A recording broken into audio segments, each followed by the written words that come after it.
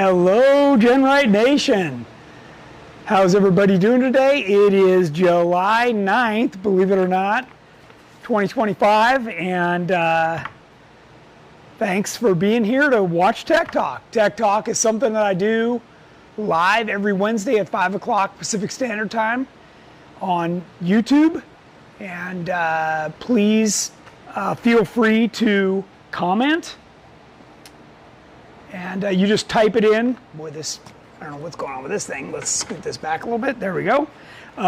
Just type in a question as a comment and include as much information as you can. And I'd be happy to try and get to all of those. Of course, Tech Talk is a whole series or sequence of my off-road experience and Jeep building experience that I share with you guys, and I'm happy to do it. I enjoy doing it. We're here to talk about Jeeps, driving them, building them, whatever. But it's our favorite topic. So thanks for joining me. Let's see. If you have missed a previous Tech Talk, you can go to our YouTube channel to the live tab, and that'll show you all of the Tech Talks that we've done in the past, and there's a bunch of them.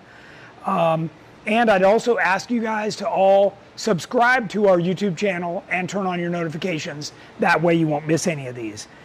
Let's see what else I've got for you. I've got a lot of stuff on the show today. Jennings, why don't we talk about who's already watching?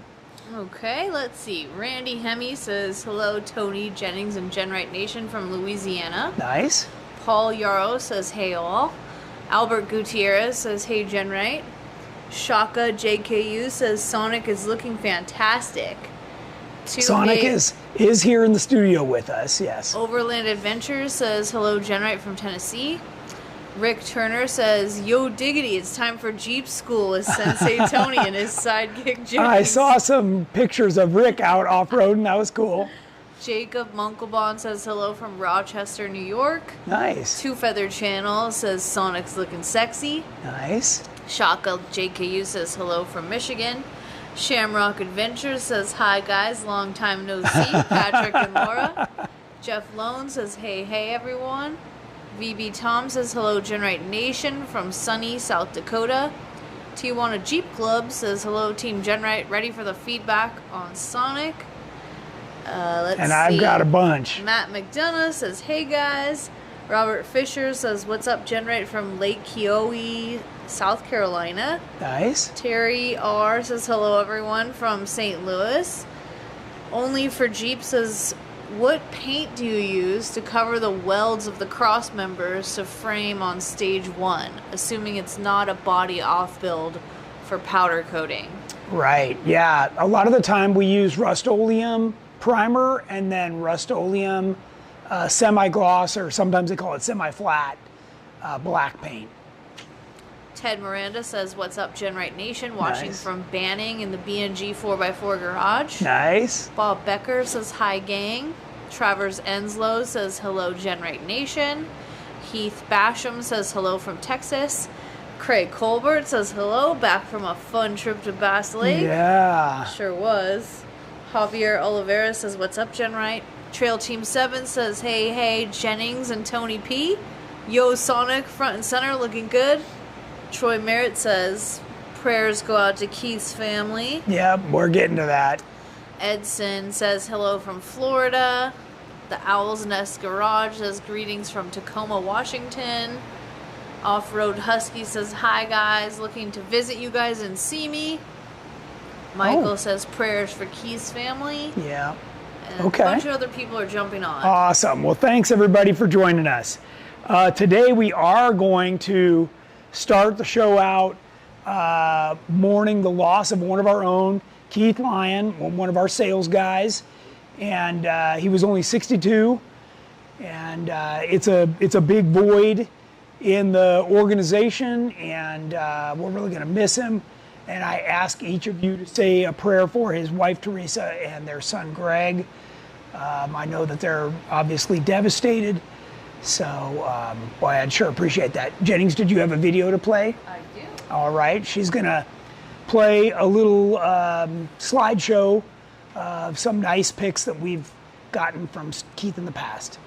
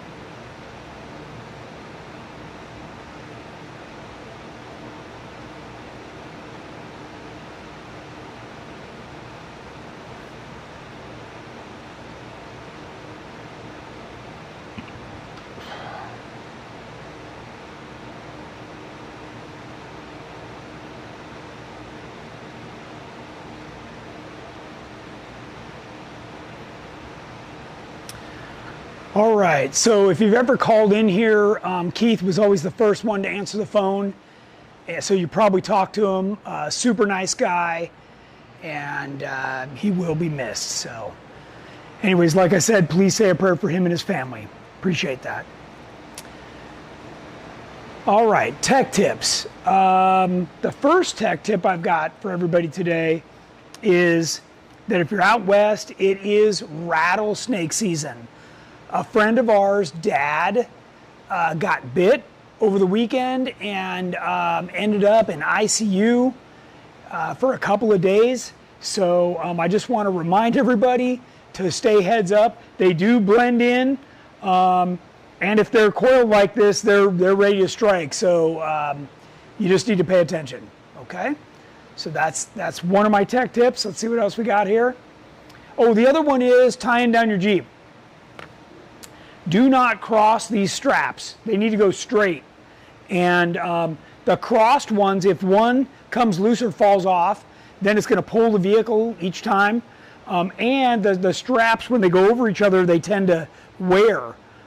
This is a much better direction, just straight.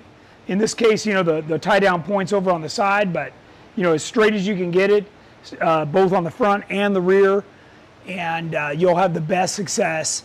What I usually do is after I go, you know, a mile or two, I stop and retighten everything because the straps do tend to, you know, get into their happy place, and then after you tighten them one time, then they're good to go. Okay. Let's see, featured products. All of my featured products today are going to be about the summer. So first off, this is a picture of the prototype brand new half door that we've got for CJ7, YJ, TJ, LJ.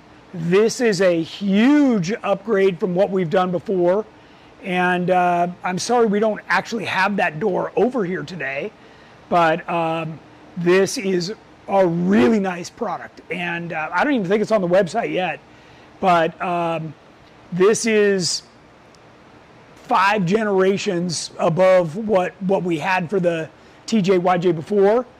And this is all formed and welded like we do on, say, the JK door. A lot of people asked us for that. And there's actually a whole structure on the inside of this. It includes a door handle and places to mount other stuff. So really, really nice. So you're going to see that coming real soon. That'll probably hit the website in the next day or two here. I know the first 20 pair are in production already, and we'll probably have those done by Friday, so pretty quick. Okay. Next is hood louvers. This is actually one of my very first products that I did along with the gas tanks.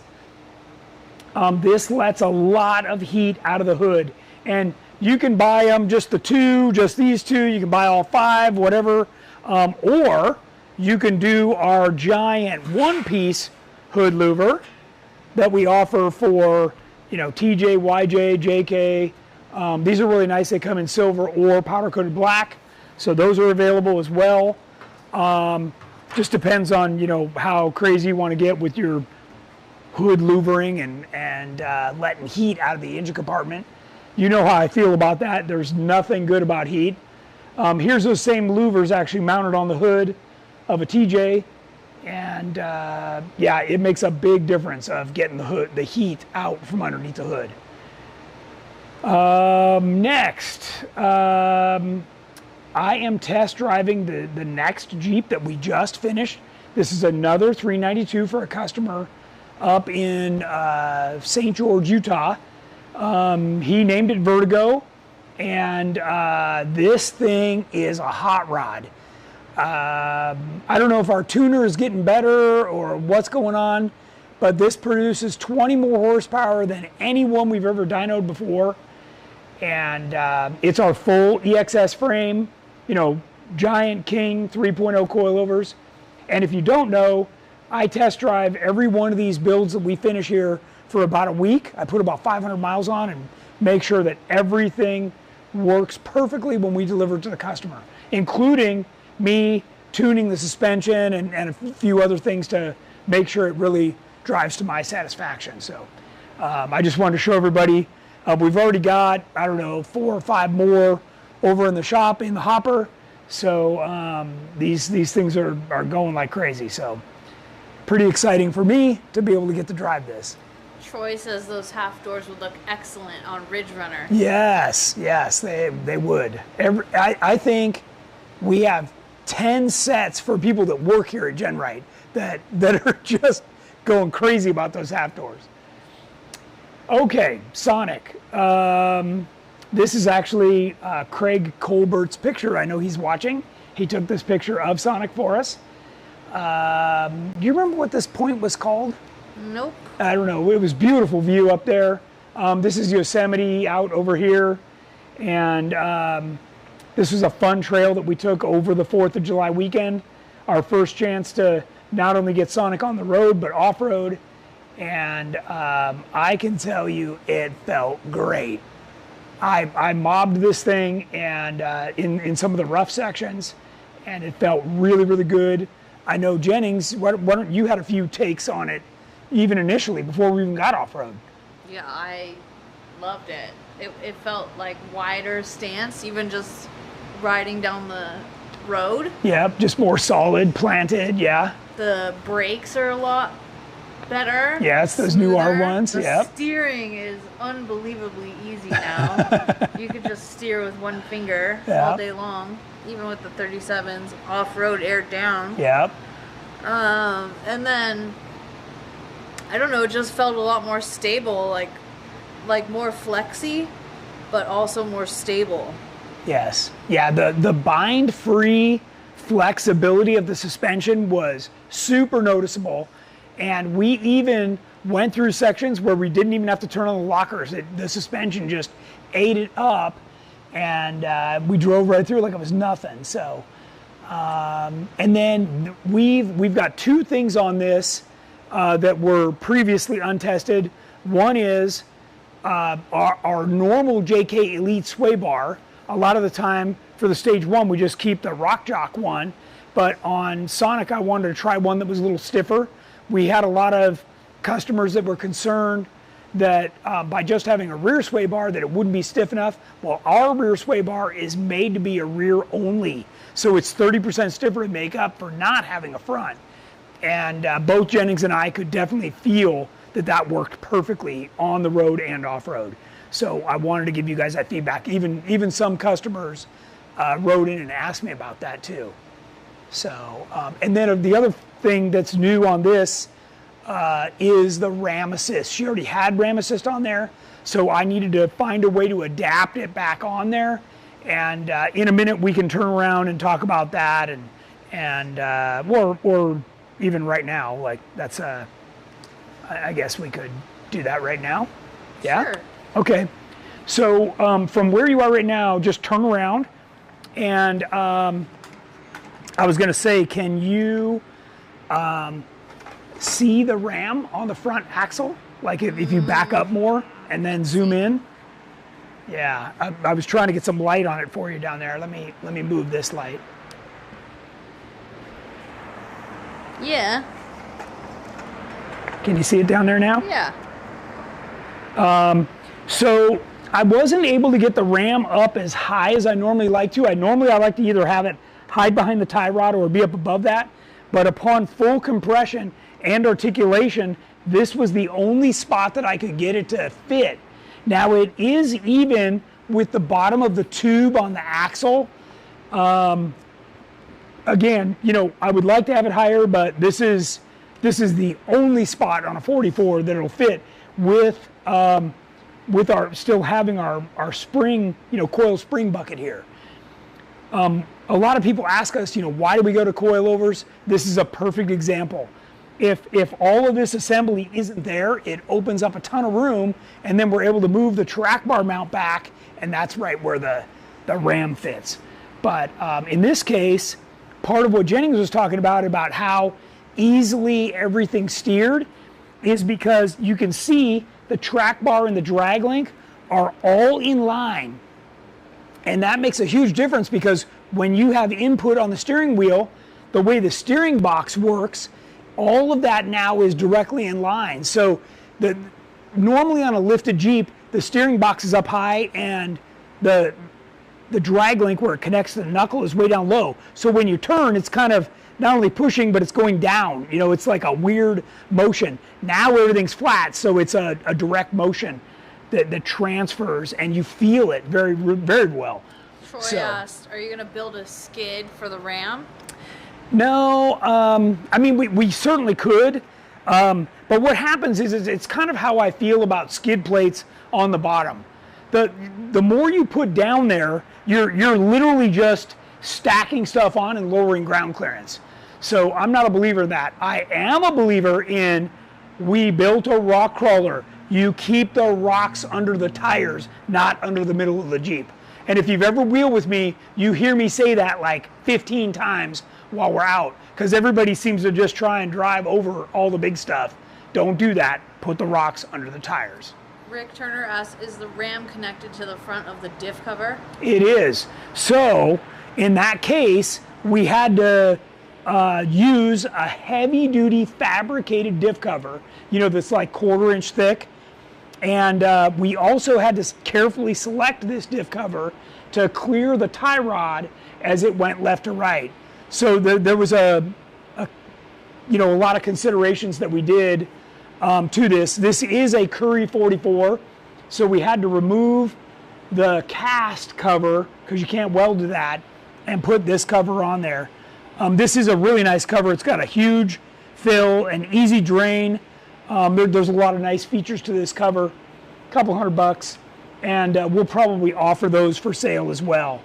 Now that I know people are going to want to do this. So, and I don't know if you could see from where she's at, but this is not a clamp-on style. This is directly welded to the tie rod, and all of the force from the ram goes straight into the heim right on the knuckle. These are all very important pieces of making a steering work properly. When you flip the ram the other way and you put the clamp, which is what most people have out in the middle, that's the most flexible point of the tie rod. So when you look at this section right here, this is 250 wall chromoly.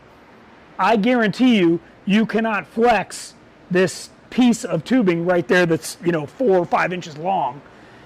Even with a Mack truck, you can't flex that piece of tubing. So, okay. Daniel Partita says, question, do the 25-gallon stage 1 fuel tank have internal baffles? No, they don't, because the JK fuel pump has its own reservoir built in.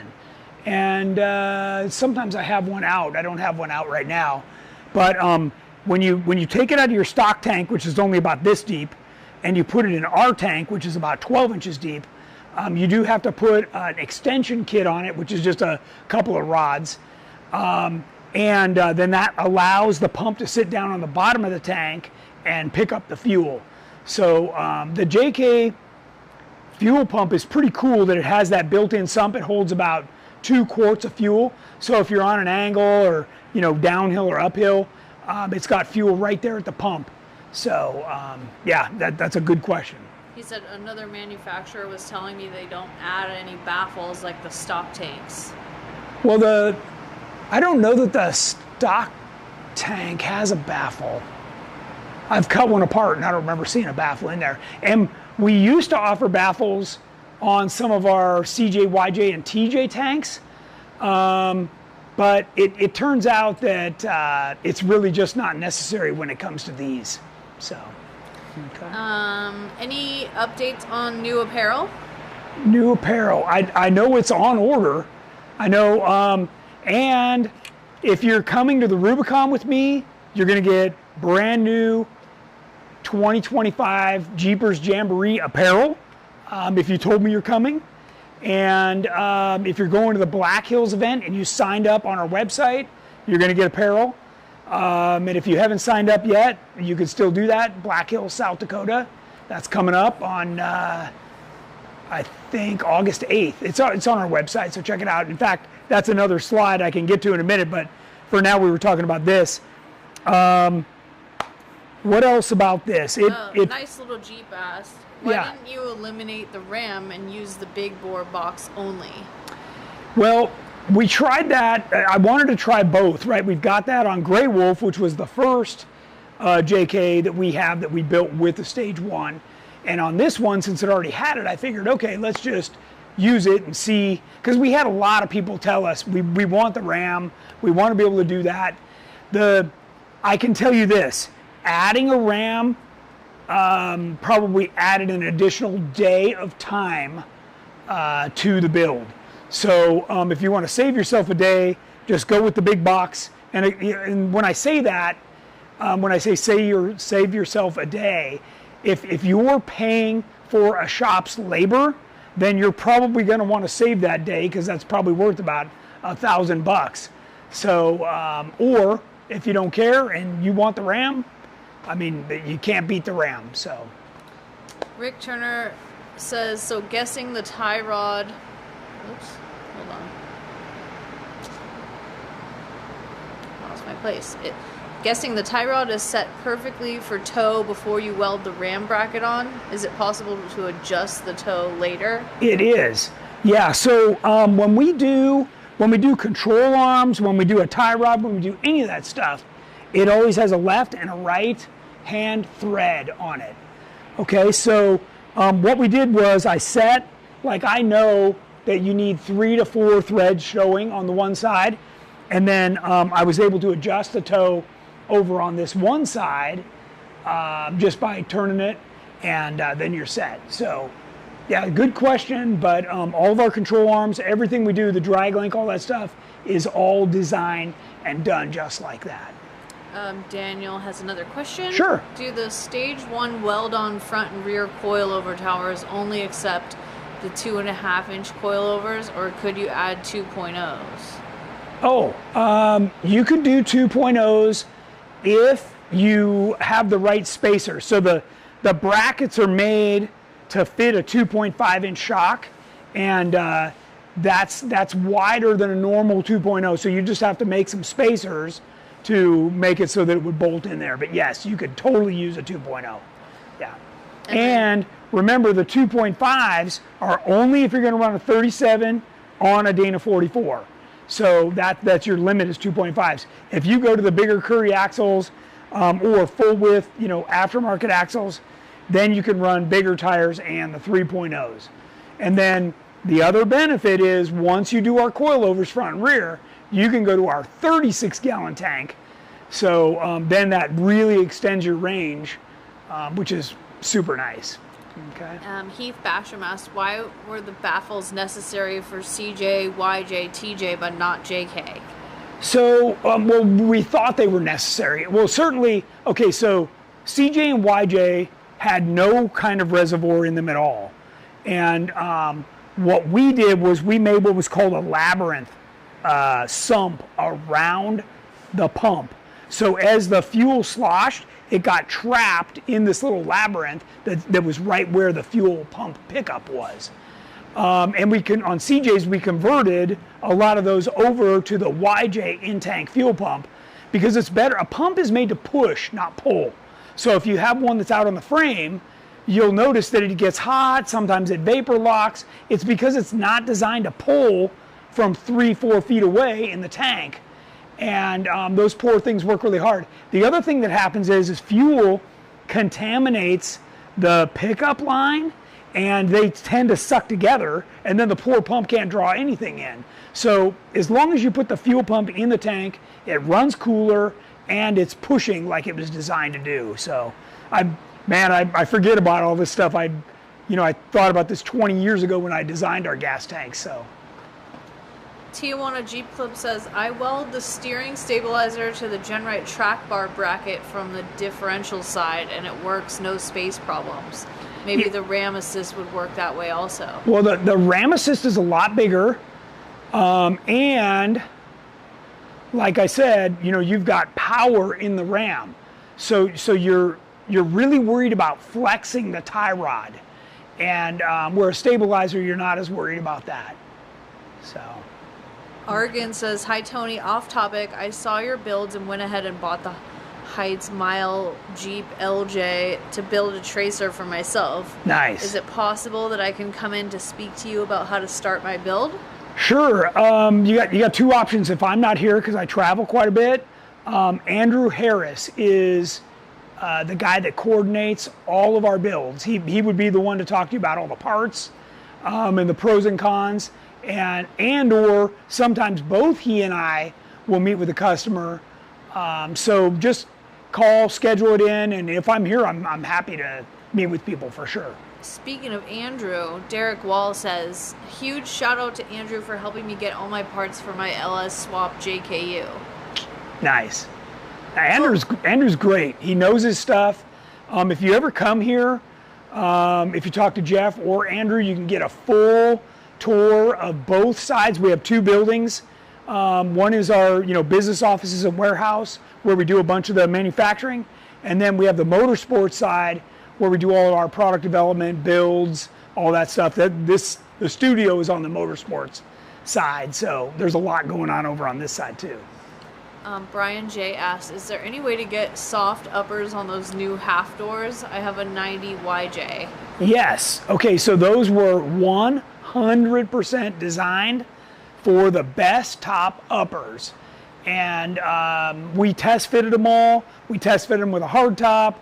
We've gone through all the motions. These, when we first introduced the half door for the TJ, it was just designed as a lightweight, solid panel kind of a door, and this new one is really designed.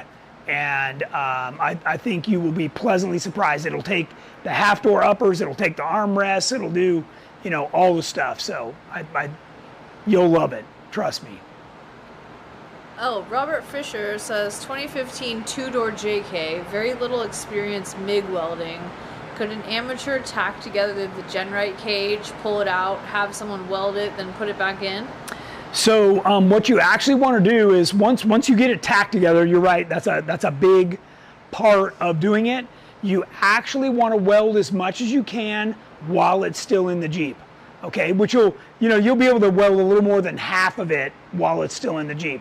And the instructions tell you, you're going to weld a little bit here, then you're going to go to the back corner and weld a little bit there, then you're going to come to the front corner, then you're going to come to this back corner. You're going to kind of move around. You don't want to put a ton of heat in here and then work your way back. It is human nature to want to do that, but I'm telling you, the thing will grow and do weird stuff, and by the time you get to the other side, it's going to be a bear. And then when you go to take it out, it's going to go boing.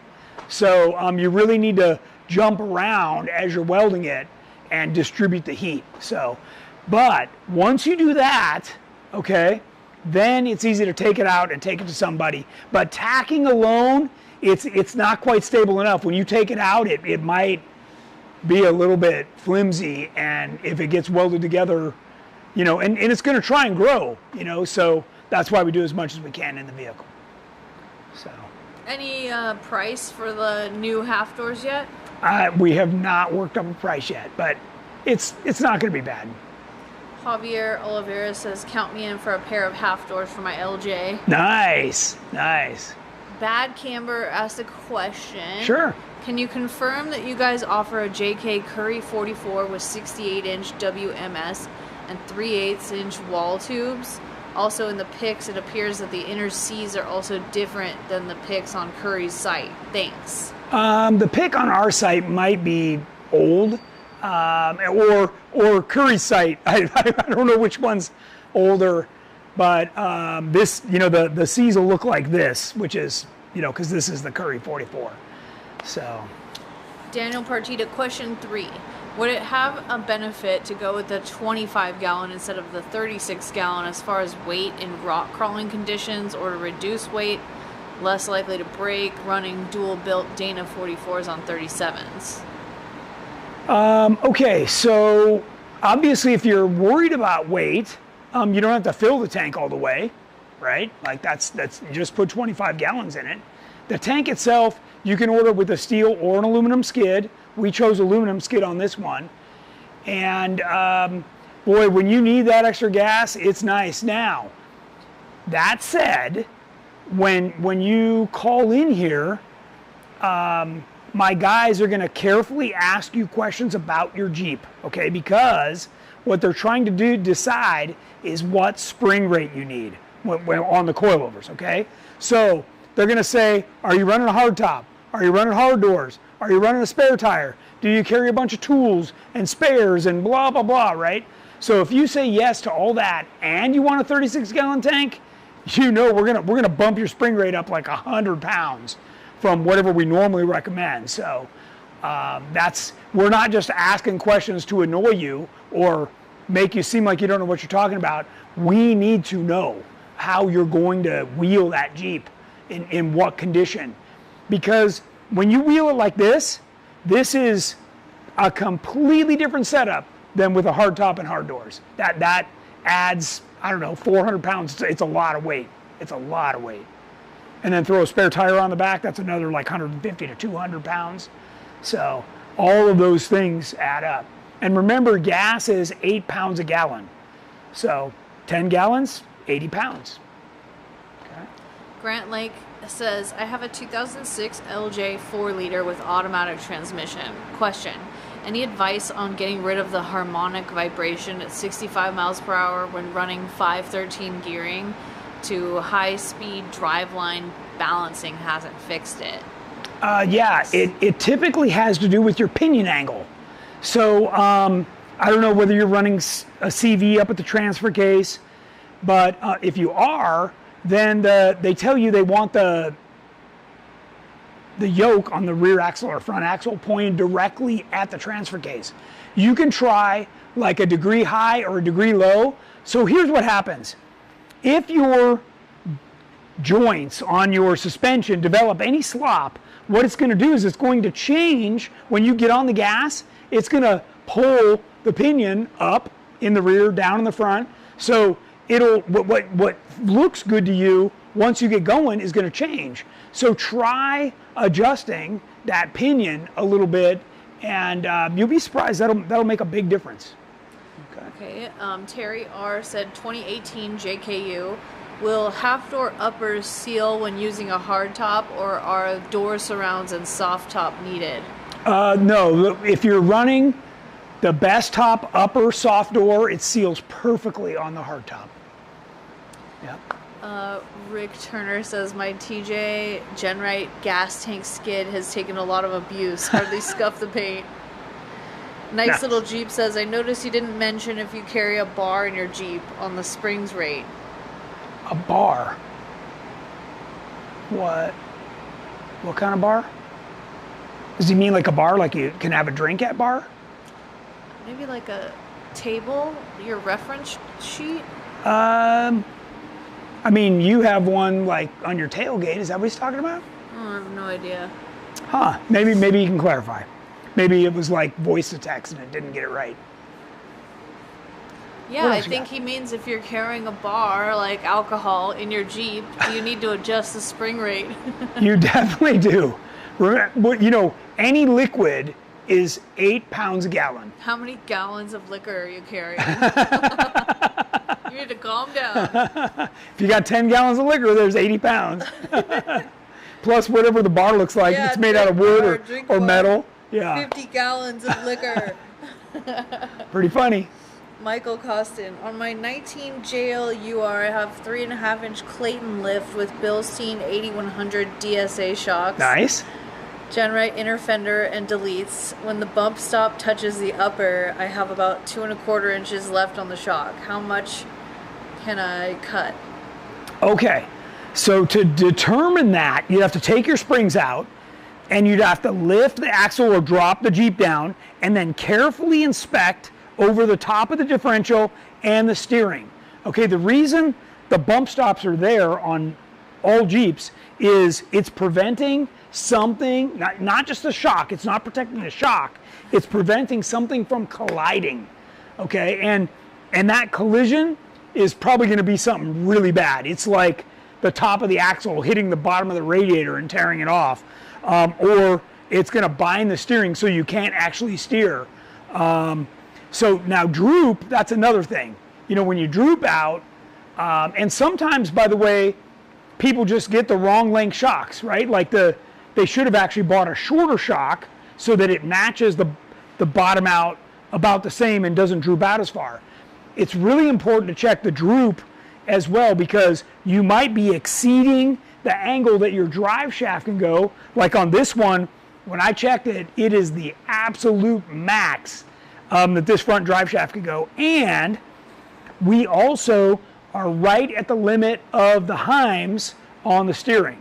So all of those things are important considerations that very few people check. And I'll tell you what happens. When you don't get the steering right, it breaks the pitman arm or the sector shaft. So if you ever see somebody out on the trail with broken steering, you can be like, guess what, dude? Your shocks are too long. Like you shouldn't have done that. Because people they go, well, like, I want more travel. So they just put on longer stuff. But there's way, way, way more to it than that. So, okay. Is it there for the 3.5 to 4-inch lift? What's that? That's what it says. Yeah. Yeah. So you just got to check it. Yes, you can modify it, but you better check it, or when it hits, it's going to be ugly. Nice Little Jeep's laughing. Asked, do duck farts weigh a lot? They do. Is this Dennis? He does need to adjust his spring rates for his bar. He's going to get the whole group. Dennis is not exactly Drunk. a small guy either. He does need gallons of liquor. Well, he brings it to share. Brian J. and Steve Bird both said that they are very novice welders, and they were able to do a lot of their cages themselves. There you go. It was easy, and it puts together like a puzzle. Yeah. Yeah, for sure. Aram says 2003 Jeep TJ in process of installing triangulated 4-link. To install the truss, do I need to worry about diff seals and bearings when welding? What are your recommendations? Okay, that's a great question. The answer He's is got like 4 questions. Let me read them all. okay. The answer is yes on that, and you need, just like I talked about on the cage, you need to jump around and give things a chance to cool off. Okay. Okay, he also says, I have installed the GenRight crawler gas tank. I'm having a hard time installing anti-rock rear sway bar, clearance between the body and gas tank. I was wondering if I could just flip the sway bar to install it in front of the axle instead of over the gas tank. Finishing my 2003 Jeep TJ 4.6 liter stroker build, looking for a tuner in Los Angeles. area. Any Okay. recommendations? I'm about 10 miles away from you. Oh, yeah, there's actually Addictive Off-Road right here is the one that does a lot of it does my Terremoto and does the race car. I mean, Eddie's a great guy, and yeah, he's right here in Simi, so if you want to look him up, he's the guy, or message me and I can send you his contact info. And then as far as the sway bar goes, yes. So if you run the GenRight sway bar, we do flip that in front of the wheel. It's a little bit thicker, again, because we eliminate the front sway bar. You're going to coilover, so everything clears. Yeah, the rear with a coilover, forget it. That's a mess. You want it in front, for sure. In front of the rear wheel, yes. Tijuana Jeep Club says, I'm checking the rear sway bar on the GenRight website, and it says will only fit the 70-inch wide axle. What do I do if I already have the GenRight high steer but not the Stage 1 Elite suspension? I need to compensate for not having the front track bar. Okay, so originally we talked about the width on that because we were mostly selling to people with coilovers, okay? But we put the one on the website right on Jennings Sonic, and it's the exact same one that we run on all of our Stage 4 JK Elites, and it fit perfectly. So it's the first time we've tried that, and actually got a chance to test it. And I don't know, did we show everybody how I drilled?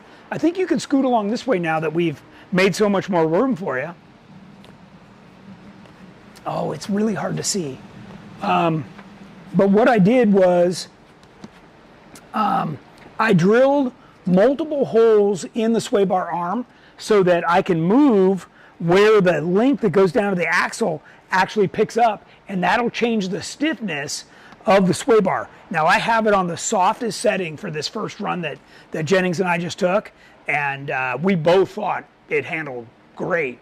And it lets the wheels move. So you guys may or may not have heard me talk about what I describe as sway bar whiplash. When the sway bar's too tight, you know, one wheel hits it and then the other one tries to come up, and meantime you're in the Jeep and you're like whipping back and forth as that sway bar's trying to work. That's annoying. And if you've ever done that for a number of hours, your poor neck's gonna be sore. So I like a sway bar, and that was really what Rock Jock was after. But on a Rock Jock, when you run the rear or the front, you got to run them both. You got to run their front and rear. On ours, we did it for just the rear, okay? Because if we come back up to the front, by the time the tire turns, there's no room, and with our new track bar mount, there's no room to fit everything anymore. So you're better off to just simplify what's going on in the front and let the rear do all the work. And by the way, we were all very happy. I mean, I bombed this thing. Happy with the spring rate, with the 5100s, the Bilstein 5100s. They felt great on this thing. So, and these were the Metal Cloak 3.5-inch Game Changer springs. So I'm gonna call up there, get the part number. I'll be able to list that on the website. We're really just, you know, collecting all this data, but I was super happy with these springs. Ruben Marquez says, great show, guys. For a JL with 44s, if I want to install the high steer kit with reed knuckles, what else should I consider? Your rear sway bar, big bore box to replace the aluminum from factory? Yes, both of those. Both of those, yeah. Yeah, and make sure you do our high steer kit that was designed for the JL, okay? Troy asks, are the Curry 44s wider than stock? Same as stock, because you actually reuse your inner axles. So, I mean, you can buy them wider, but they sell it as a kit so that you can just plug in your knuckles, your axle shafts, reuse your brakes, you know, the whole thing. It saves thousands, so. Two Feather Channel asks, is there a GenRight rear sway bar for the JL? There is, that we run on our EXS, yes. Bob Becker asks, any timeline for the budget TJ? Well, my plan was to actually talk about that on today's show, but I want to have both Jeff and Andrew on the show and talk about like all the things that could be done, and then we're going to talk about why we chose to do the things that I want to do. So I just want to be able to, because a lot of people talk about all these different things. You know, do I put in factory 44s? Do I go get JK 44s? Do I throw in JL 44s? I want you guys to understand what all the considerations and concessions are. You know, there's a pro and con with every single choice. So, okay. But that's next week's show. Elson asked, if you have 14-inch travel coilovers, is it better to have 7 inches up and 7 inches down, or is that just for going fast? That is primarily for going fast, and if you set your Jeep up like that, it's going to sit about 6 inches taller than this one does, okay? What happens on a coilover is that when you start to go on like our suspension, the coilover starts to open up, and it never returns to where it is at a stopped ride height, right? So what we do is we set them up with about 3, maybe 4 inches of shaft showing, and then when you go, it's going to open up to 6, 7 inches. And if you've ever ridden in one of our Jeeps, trust me, you're not going to want to. You will not want for more suspension. You'll actually, if you're not completely blown away, I would be very surprised, because everybody I've ever given a ride to didn't even know what we show them was possible in a Jeep. Okay. Okay, Jerome Balky asked, have you verified if the Stage 1 JL steering kit works on a JT? It does work on a JT. Yeah, in fact, one of the first ones I'm sending out is to a guy with a JT. Yeah. Rick Turner asked, you recommend the 5100s for the TJs if you're not ready for the jump to coilovers yet? Well, the 5100 is, you know, it's a 2-inch body, you know, nitrogen charged, made by a reputable manufacturer. You know, Fox makes some, King makes some. This is a standard emulsion shock with no remote reservoir. When you step up from this point, what you're going to get is a shock that's a little bigger, like a 2.5, with a remote reservoir. Now, when you move to a 2.5, you get 66% more dampening control. And with a remote reservoir, what that does is as the shock compresses into the body, it allows the oil to go into the reservoir and return. Where in a shock like this, it's just compressing and kind of smashing everything together, and it tends to aerate the oil. So that's when they first started putting a nitrogen charge on it to help compress the oil so that it would have a minimal amount of that. So really, this is a much better shock than stock, no doubt, like twice as good, I would say.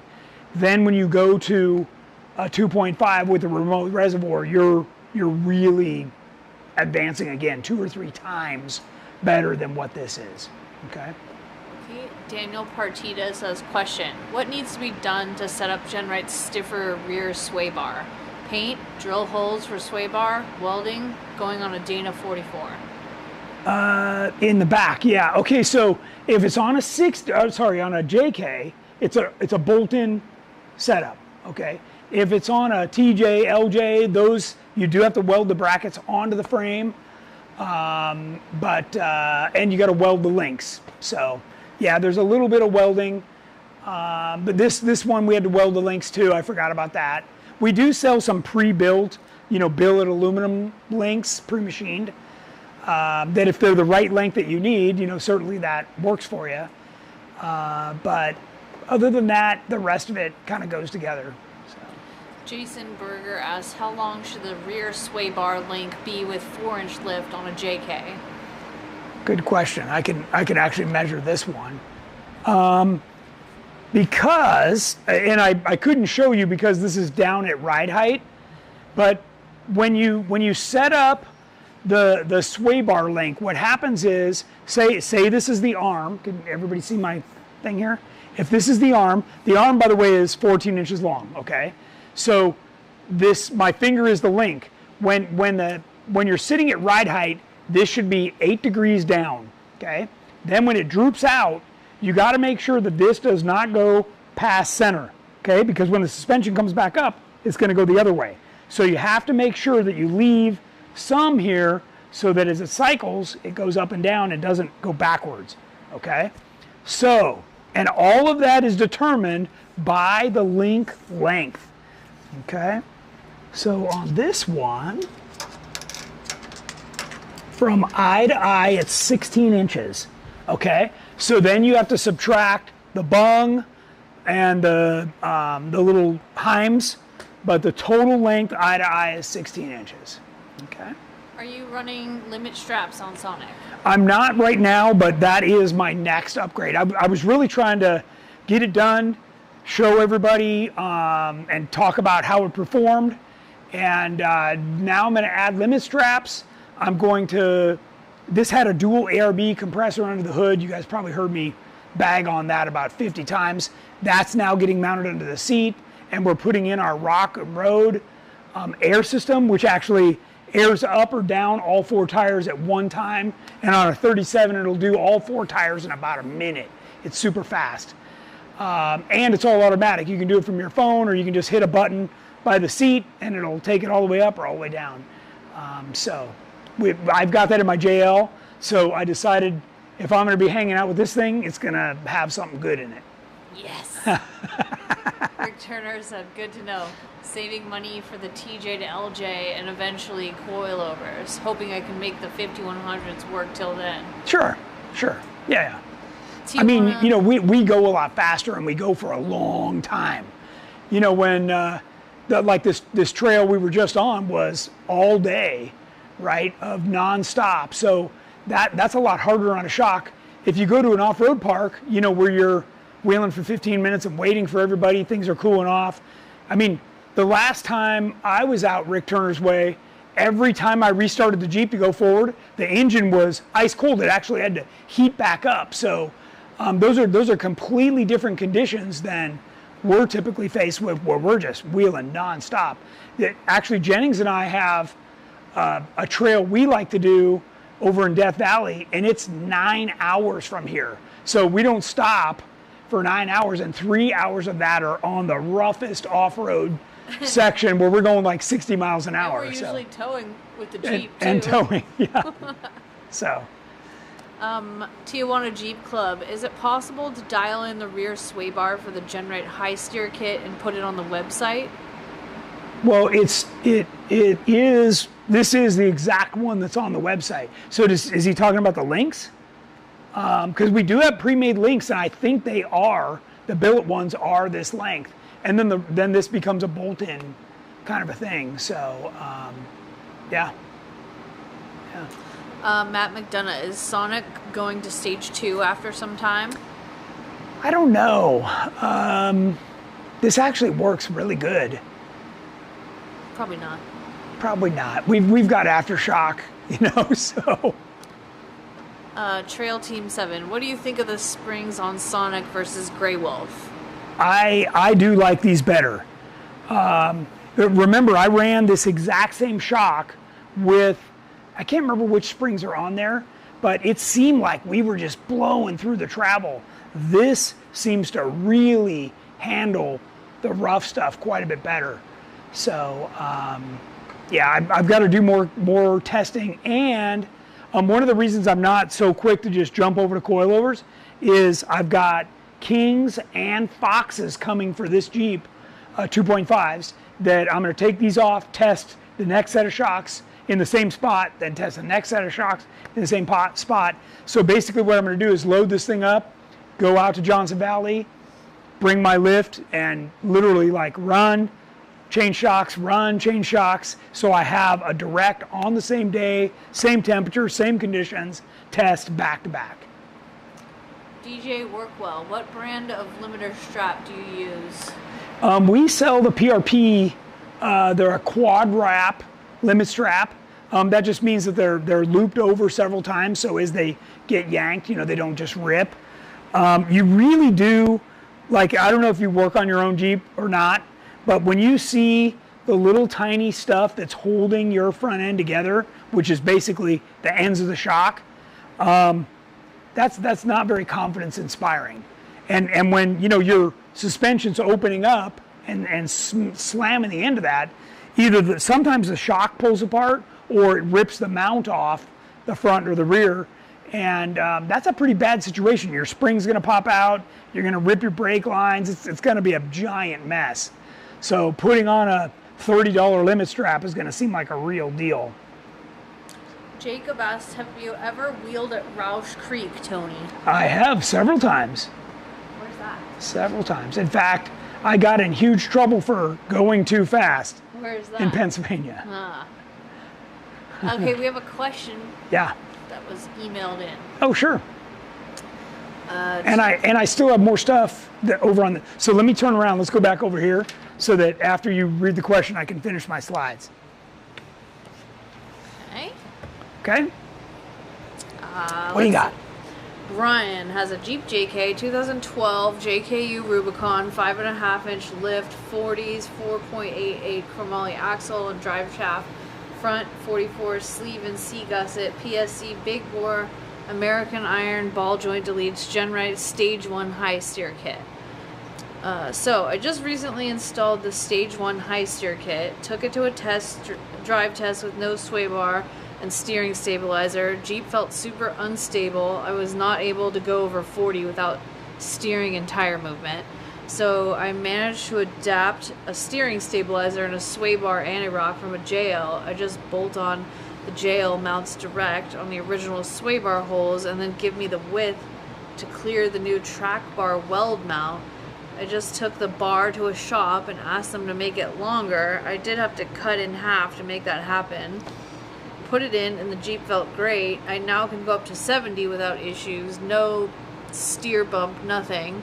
I went to Big Bear this past weekend and broke the anti-rock from one of the welds. Right. They did put an insert in the middle, but no resist the stress of flex. Right. Of course, it still feels a little bit loose since the nature of the anti-rock. So my question is, if you guys can design a sway bar for the stage 1 high steer kit, since it's my daily driver, I need one to be able to go 70, 80 on the road like I used to. The other question is if Sonic is able to hit 70 to 80 on the freeway without the sway bar. Yes. Okay. So for those of you that didn't follow all that, what he did was he took an anti-rock, cut it in half, and made it wider. That's not a good idea. So first off, a sway bar is a piece of heat-treated steel, okay, which makes it spring steel. When you cut that and re-weld on it, you've taken that heat treat away. So what happened is after he cycled it a few times, it broke. Not a surprise. What you want is what I put on Sonic, our regular JK Elite rear sway bar kit, and it is more than enough. It's, like I said, it's 30% stiffer, and that really makes a difference, and that's all you need. Sonic drives great. Even Jennings' 15-year-old son drove the Jeep and said, Like a pro. "This feels better than Mom's BMW." He okay, did. so those were his own words. He did. Okay, let's see what else I got here. Okay, events. I'm going to make this quick because I know we're running out of time. Obviously, we've got Jeep Nights coming up, third Friday every month. Check for your local area. All of our ambassadors are on Facebook, so you can find those guys and where they're going, what they're doing, and times and everything. This is the next thing. Jeepers Jamboree on the Rubicon. That is what I'm doing.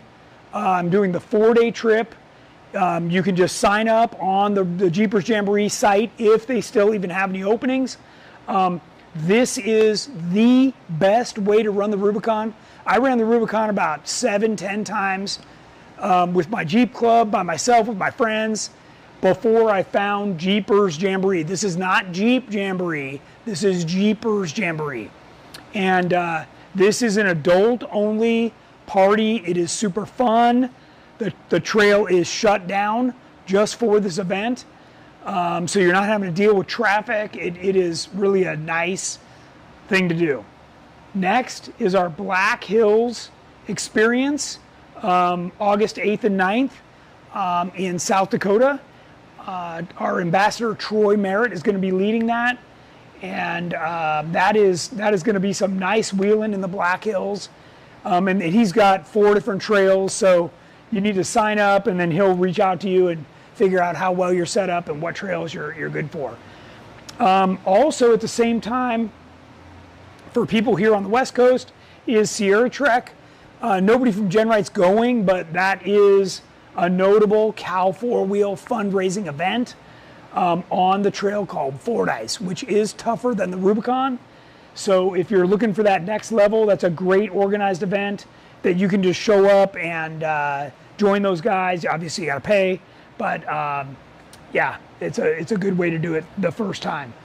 Then again, this is August 15th is our big annual Jeep night here at Simi Valley at our GenRight headquarters.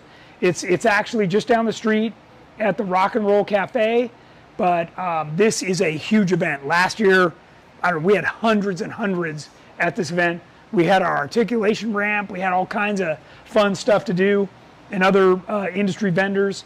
So if you're in the greater California area, August 15th is our big blowout Jeep night. Next, August 21 through 23, we will have Jeff and Troy will be at the Great Smoky Mountain Jeep Invasion. We'll have a booth indoor set up there right where we were last year, and that's a great chance at Pigeon Forge, Tennessee. If you're on the East Coast, to come see us, talk to us, look at Jeeps that we'll have on display there, and do that. Also, simultaneously here on the West Coast, I'm leading our second annual NorCal off-road trip, and that's going to be a 4-night super fun event. And last year we did several hundred miles off-road, and we camped at lakes and rivers and just beautiful spots. My co-driver Nick Repanich is the one that's mapping that out. Super fun. In September, we're going to do a birthday bash for myself out at the Hammers. So if you're up for that kind of a thing, I'd be happy to help you break your Jeep and spend and buy new parts on Monday. All right. And beyond that, we've got Trail Hero, the GenRight Turkey Run, and our Christmas Crawl are all, this is, by the way, this is on our website. This is a screenshot of our website. You go to company, runs and events, and it'll show you everything. And for the ones that are our events, you can sign up right there, and you'll get a reply, and you're good to go. Quick question. Sure. DJ Workwell, I have 3.5-inch lift on my JKU. How long of limiter strap do I need to use, or how can I find out?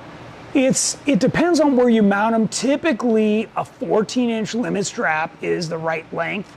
But what you got to do is you got to look at where you're going to weld the tab to the bottom of the frame, and then where that's going to attach to the axle. And you have to make sure that the limit strap flexes one way, right? So it won't go this way, it'll only go this way. And if you spin it around, then it'll go the other way. So you want it to go in, and you want it to flex, but then lock out a 1/2 inch before the top out on your shock.